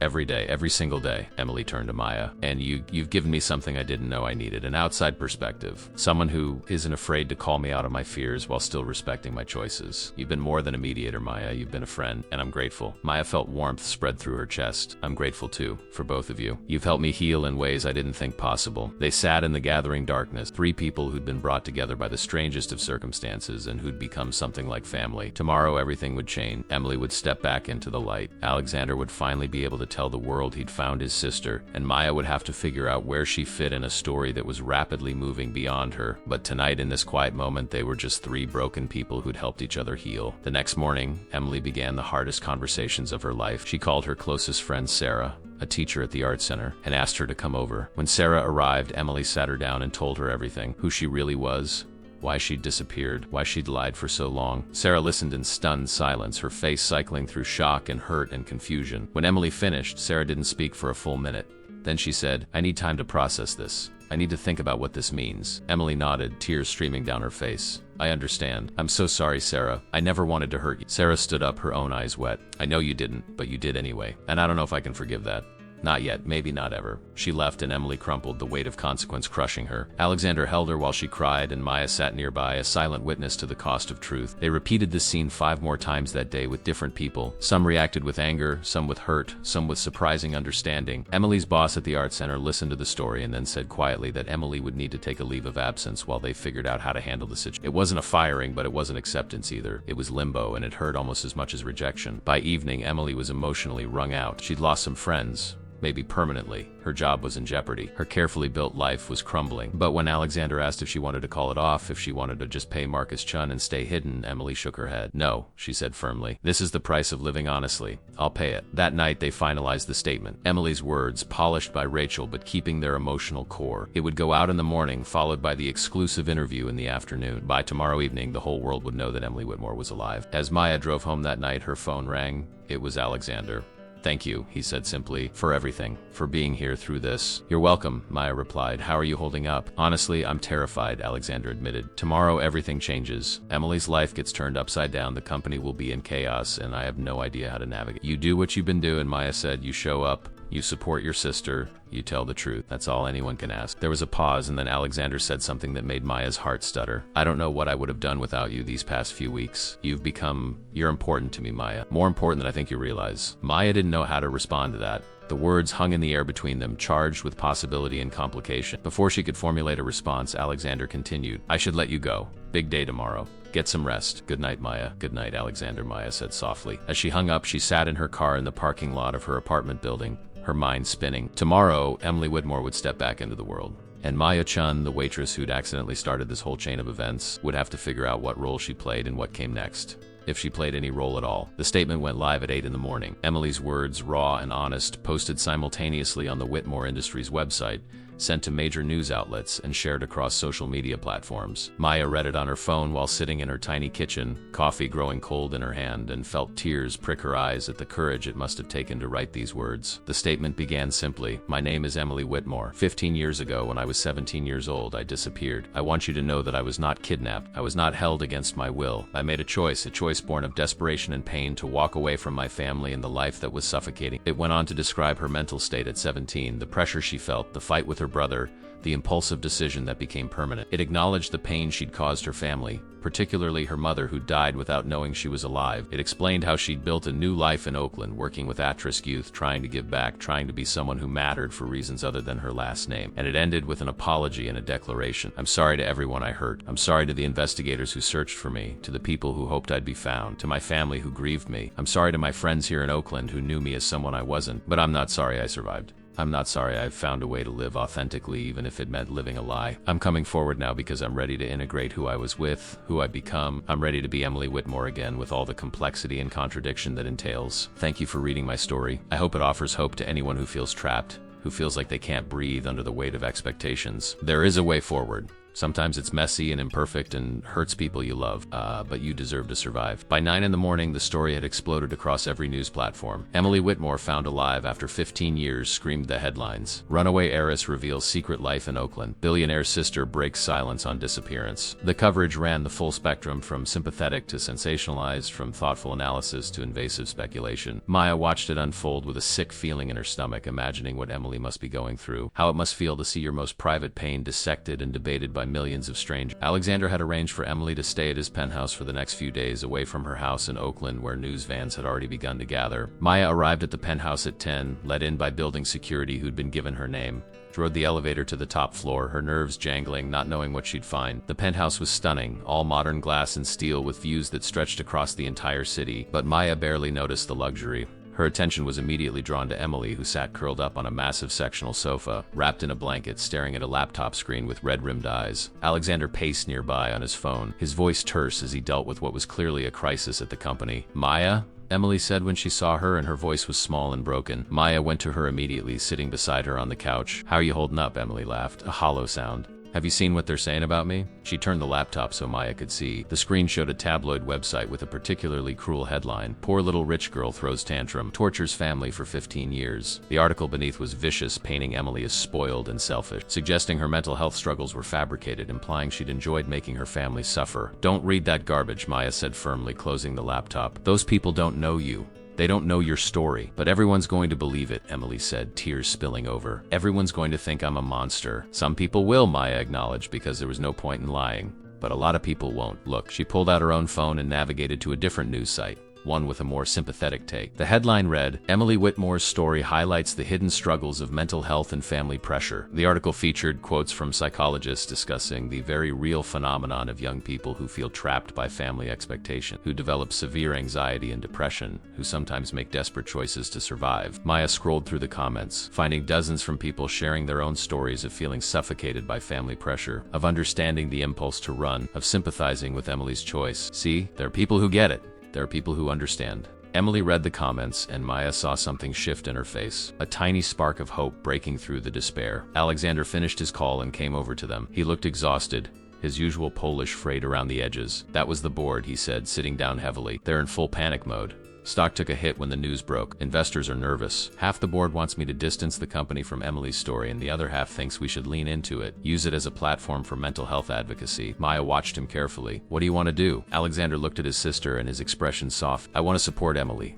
Everything else is secondary. The interview is in 2 hours. Are you still up for it?" Emily nodded slowly. "I have to be. I have to tell my side, not let other people tell it for me." The journalist they'd chosen was Patricia Chun, no relation to Maya, a veteran reporter known for thoughtful, long-form pieces about complicated people. She arrived at the penthouse at noon with a small crew, just a camera operator and a sound technician. Patricia was in her 50s, with kind eyes and a gentle demeanor that immediately put Emily at ease. The interview took place in a sitting area near the windows, natural light flooding the space. Maya watched from behind the cameras as Patricia asked questions. Not the aggressive gotcha questions of tabloid journalism, but thoughtful inquiries that allowed Emily to tell her story fully. "Why did you feel you had to disappear completely rather than just ask for space?" Patricia asked. Emily's answer was honest and painful. "At 17, I didn't have the emotional tools to articulate what I needed. Just knew I was drowning and I needed to get out. I didn't have the maturity to understand there might be middle ground, that I could have asked for help in other ways. I made an impulsive decision in a moment of crisis, and then I was too ashamed and too scared to undo it." "What would you say to your mother if you could?" Emily's face crumpled, but she held it together. "I would tell her, I'm sorry. I'm so sorry I'd put her through that. I know my disappearance contributed to her death, and that's something I'll carry for the rest of my life. I would tell her that I thought about her every day, that I loved her even when I was too broken to show it, and I would tell her that I hope she'd be proud of the person I became, even if the way I became that person was so hurtful." "Do you think you made the right choice?" It was a bold question, the kind that could be a trap. But Emily met it head on. "I think I made the only choice I could make with the tools I had at that moment. Was it the right choice? I don't know. It saved my life, but it devastated my family. Both things are true. I can't regret surviving, but I deeply regret the cost of that survival. If I could go back, I would do things differently, but I can't. All I can do is move forward and try to be better." The interview lasted an hour. And by the end, even the camera operator looked emotional. Patricia thanked Emily, told her she was brave, and promised the piece would air that evening with full context and sensitivity. After they left, Emily collapsed back onto the couch, completely drained. "I feel like I've been turned inside out," she said. Alexander sat beside her, putting his arm around her shoulders. "You did amazing, Em. You told your truth. That's all anyone can ask." Maya's phone buzzed with a text from an unknown number. She opened it and felt her stomach drop. The message read, "Saw you on the news. Recognize you from the restaurant. You're the waitress who started all this. Call me. I'll pay for your story." It was from a tabloid reporter. Somehow they'd figured out Maya's role in the discovery of Emily. She showed the text to Alexander, whose face darkened. "It's starting. They're gonna dig into everyone connected to this story. They're gonna find out about you, about how we met, about everything. I'm sorry, Maya. I never meant for you to get dragged into this circus." Maya looked at the text, at the offer of money for her story, and felt a surprising clarity. "It's okay," she said. "Let them dig. I've nothing to hide." Emily looked at her with concern. "You're going to get harassment, invasive questions, people trying to twist your role in this into something sensational. Are you prepared for that?" "I don't know," Maya admitted, "but I'm not going anywhere. You two are my friends.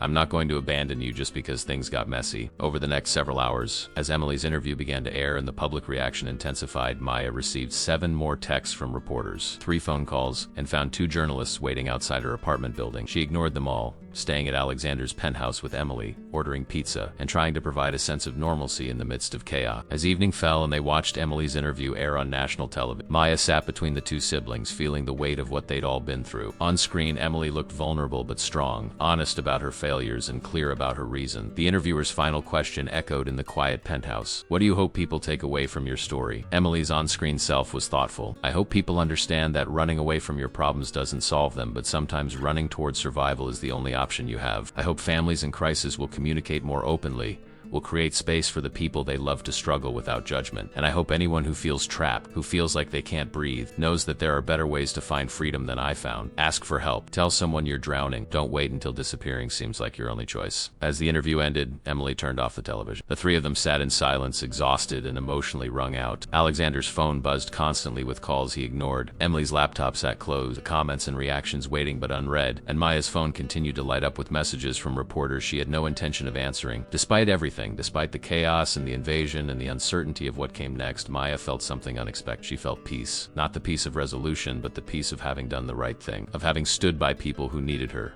of having helped tell a truth that mattered. Tomorrow would bring more challenges. The media wouldn't lose interest overnight. Emily's life would remain complicated for a long time, and Maya would have to figure out what her role was in whatever came next. But tonight, in this moment, they had each other, and sometimes that was enough. 3 months later, Maya stood in an art gallery in downtown Oakland, surrounded by paintings that told a story of survival and transformation. The space was packed with people, the opening night crowd, a mix of art collectors, journalists, community members, and faces Maya had come to know well over the past few months. On the walls hung Emily's work, her first public exhibition under her real name. The paintings were stunning, abstract pieces that captured both darkness and light, suffocation and freedom, loss and rebirths. Each one had a small placard beside it with a title. One was called 17, another The Weight of Names, a third simply Brother. Maya walked slowly through the gallery, studying each piece, seeing Emily's journey painted in layers of color and emotion. She stopped in front of a painting near the back, smaller than the others, titled The Witness. It was abstract, but Maya could make out 3 figures rendered in overlapping translucent colors, their forms bleeding into each other, separate but connected. She knew without being told that it represented the 3 of them, the strange little family they'd become. "You're staring," a voice said beside her. Maya turned to find Alexander, looking more relaxed than she'd ever seen him. He wore a suit, because Alexander Whitmore always wore suits, but he'd loosened his tie and rolled up his sleeves. There was color in his face and lightness in his eyes that hadn't been there when they first met. "I'm admiring," Maya corrected. "There's a difference. She painted you, you know." Alexander looked at the painting and something soft crossed his features. "She painted all of us, the 3 of us who were there when everything changed." They stood side by side, looking at the abstract representation of their interconnected lives. The past 3 months had been turbulent. The media frenzy had lasted for weeks, with every detail of Emily's disappearance and reappearance analyzed and debated. Maya had been thrust into the spotlight despite her best efforts to stay out of it. Her role as the waitress who'd accidentally revealed the text message becoming a footnote in every article about the Whitmore reunion. She'd been interviewed, photographed, and scrutinized in ways she'd never imagined, but she'd also been offered opportunities. A memoir publisher had approached her about writing a book about grief and second chances. A non-profit organization focusing on missing persons had asked her to join their board, drawn by her unique perspective. And Alexander had offered her a permanent position at Whitmore Industries, not as a facilitator anymore, but as the head of a new foundation he was creating, focused on mental health and family support services. Emily had faced her own challenges. Some of her Oakland friends had forgiven her deception and remained in her life. Others, like Sarah, had walked away, unable to reconcile the person they knew with the person she'd been hiding. The art center had eventually welcomed her back, recognizing that her work with at-risk youth had been genuine regardless of the name she'd done it under. But it had taken time, painful conversations, and a willingness to be vulnerable that Emily was still learning. Her relationship with Alexander had evolved too. They weren't the siblings they'd been 15 years ago. Too much had changed, too much hurt had accumulated. But they were building something new, something more honest. They had dinner every week, sometimes just the two of them, sometimes with Maya. They talked about their mother without the conversation ending in tears. They laughed about things from their childhood. They were learning each other again, and this time they were doing it with open eyes. "How does it feel?"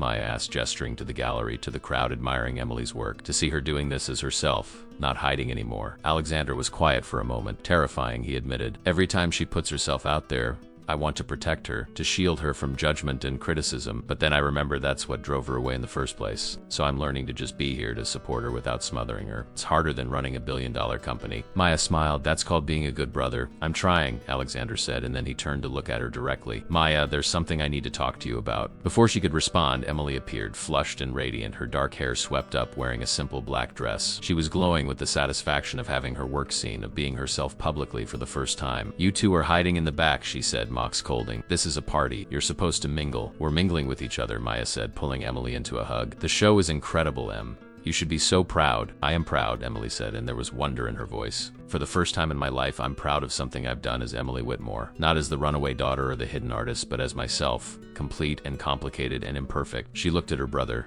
"Thank you for being here. Thank you for supporting this." Alexander's smile was genuine and warm. "Always. I'm your brother. That's what we do." As Emily was pulled away by a gallery owner wanting to introduce her to a potential buyer, Maya and Alexander found themselves alone again. He took her hand, the gesture now familiar and comfortable, and led her toward a quieter corner of the gallery. "I need to tell you something," he said, and there was nervousness in his voice that Maya had never heard before. "Over the past few months, you've become one of the most important people in my life. You helped me find Emily, but more than that, you helped me understand what it means to really support someone, to let them be who they need to be instead of who I want them to be." Maya's heart was beating faster. "Alexander, where's this going?" He took a breath. "I'm falling in love with you. Maybe I've been falling for a while now. I know it's complicated. I know we met under the strangest circumstances. I know you were technically an employee, though you're not anymore.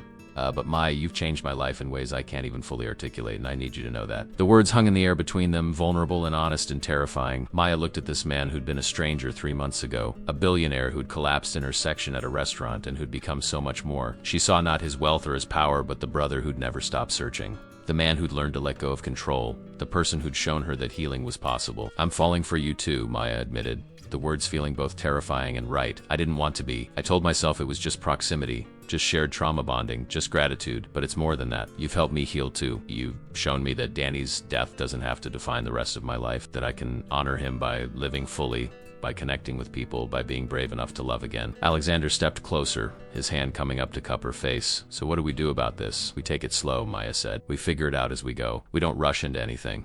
But we also don't run away from it because it's complicated." "Sound good?" "Sounds perfect," Alexander said, and then he kissed her, soft and tentative and full of promise. When they pulled apart, Maya saw Emily watching from across the gallery, a knowing smile on her face. She gave them a subtle thumbs up, and Maya laughed, feeling lighter than she had in months. The gallery opening continued around them, a celebration of transformation and truth. At one point, a journalist approached Maya, recognizing her from the news coverage. "You're the waitress, right? The one who accidentally started all this?" Maya smiled. "I'm Maya Chun. I was a waitress, now I'm a friend, and soon to be the head of the Whitmore Family Foundation." The journalist scribbled notes. "Some people are saying you got lucky, that you stumbled into a fortune. What do you say to that?" Maya thought about the question carefully. "I say that luck is what you make of the moments life gives you. I made a mistake that night in the restaurant. I could have let it end there, let Alexander deal with his family drama alone, kept my distance. Instead, I chose to get involved. I chose to help. And yes, that led to opportunities I never could have imagined. But it also led to friendship, to healing, to understanding. That's not luck. That's choosing to show up for people when they need you." As the evening wound down and the crowd began to thin, Maya found herself standing with Alexander and Emily near the painting titled "The Witness." The three of them looked at it together, at the abstract representation of their intertwined lives. "Do you remember that night at the restaurant?" Emily asked. "When Alex collapsed and everything came crashing down?" "How could I forget?" Maya said. "It was the scariest, most surreal night of my life." "Mine too," Alexander admitted. "But also in a strange way, the best night, because it was the beginning of finding you again, Em. Finding you, Maya." Emily linked arms with both of them. A single moment can change everything. One text message read aloud can bring a family back together, can give someone hope, can start a love story. It's terrifying how fragile life is, how much can hinge on the smallest coincidences. But that's also what makes it beautiful. They stood there for a moment. Three people who'd been broken in different ways, who'd found each other through the strangest of circumstances, who'd helped each other heal. Outside the gallery, life continued. The city moved at its relentless pace. People went about their lives, unaware of the quiet miracle that had unfolded in a diner, in a hospital room, in a small house in Oakland. Maya thought about Danny, about the brother she'd lost and would always miss. She thought about how her grief had made her who she was, had given her the empathy and understanding that allowed her to connect with Alexander and Emily. She thought about second chances and how they came in unexpected forms. And she thought about the future, about the foundation she would help build, about the relationship with Alexander she would explore, about the friendship with Emily she would nurture. None of it erased the pain of what she'd lost, but it honored it. It gave it meaning. As they left the gallery that night, walking out into the cool evening air, Maya received a text from an unknown number. She opened it cautiously, half expecting another journalist, but it wasn't. It was from Sarah, Emily's friend from the art center, the one who'd walked away 3 months ago. The text was simple. "I saw the show. It was beautiful. So is your courage. I'm not ready yet, but maybe someday we can talk. Thank you for being real." Maya showed the text to Emily, whose eyes filled with tears. "She's coming around," Maya said softly. "It takes time, but people come around." "Not everyone," Emily said, "but enough. The ones who matter." They walked through the city streets, three people bound by a story that had started with an accident and had become something like redemption. Above them, the stars were hidden by the city lights, but they were there nonetheless, constant, enduring. Maya Chun had been a waitress drowning in grief and debt. Alexander Whitmore had been a billionaire haunted by loss. Emily Whitmore had been a woman living in hiding, afraid to be herself. Now they were something different. Something more. They were survivors who'd found each other in the wreckage and had built something beautiful from broken pieces. And sometimes that's what hope looks like. Not a grand gesture or a perfect ending, but broken people showing up for each other, choosing connection over isolation, choosing honesty over comfort, choosing to live fully despite the pain. In a high-end restaurant 3 months ago, a single sentence had changed everything. "My mother has a ring just like yours." Such a small observation, such an innocent remark, but it had set in motion a chain of events that had brought a sister home, had healed a family, and had shown three people that even the deepest wounds can close if you're brave enough to let them. The phoenix on that ring had represented rising from the ashes, and in their own way, that's exactly what they'd all done. They'd risen, together, and they were still rising.